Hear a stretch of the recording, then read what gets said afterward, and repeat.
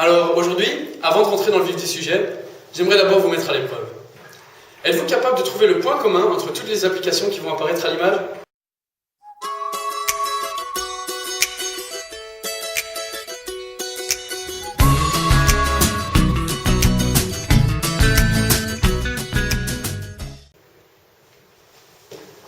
Pas évident, hein ?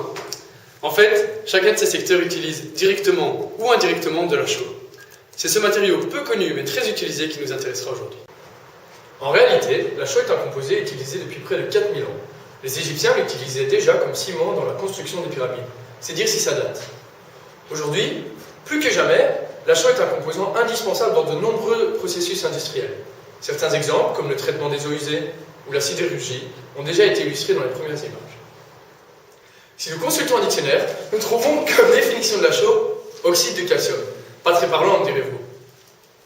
Sur une encyclopédie en ligne, on peut lire que la chaux est une matière généralement poudreuse et de couleur blanche, obtenue par combustion du calcaire.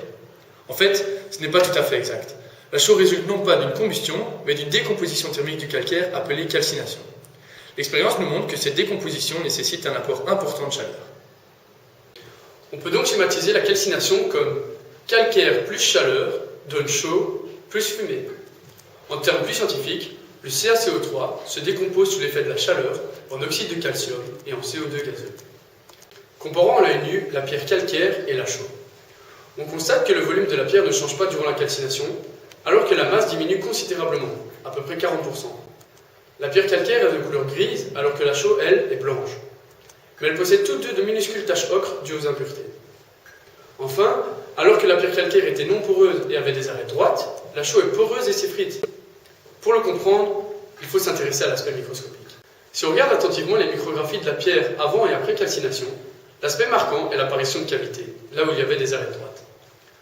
On pourrait penser que ces cavités contenaient le dioxyde de carbone qui s'est échappé. Cependant, la taille de ces creux et la taille du CO2 ne correspondent pas. On peut donc en déduire qu'il y a eu un réarrangement dans la matière. Au niveau de la pierre calcaire, les arêtes droites sont visibles au niveau microscopique, alors que la porosité de la chaux est due à l'apparition de creux.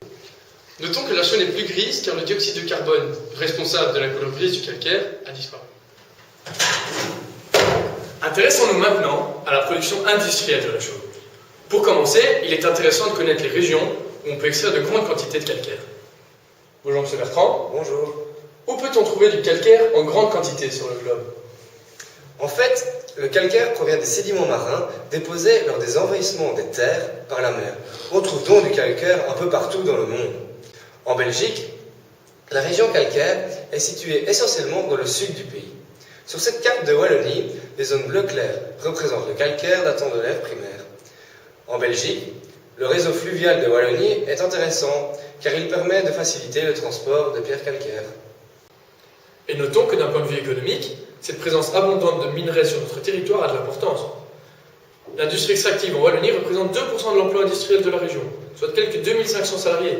La moitié d'entre eux travaillent dans l'extraction de la pierre calcaire et du gypse.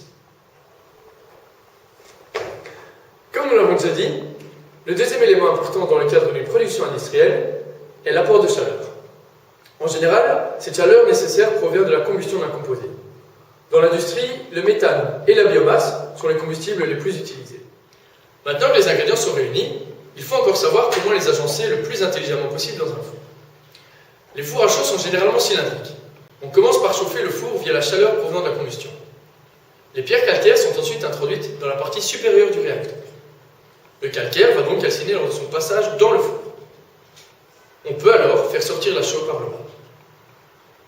La chaux ainsi obtenue est appelée chaux vive et est très réactive. Suivant le secteur dans lequel la chaux va être utilisée, on lui fera subir certains traitements. Bien sûr, certains facteurs permettent d'optimiser la production industrielle, mais cela dépasse le cadre de cette introduction. À la semaine prochaine.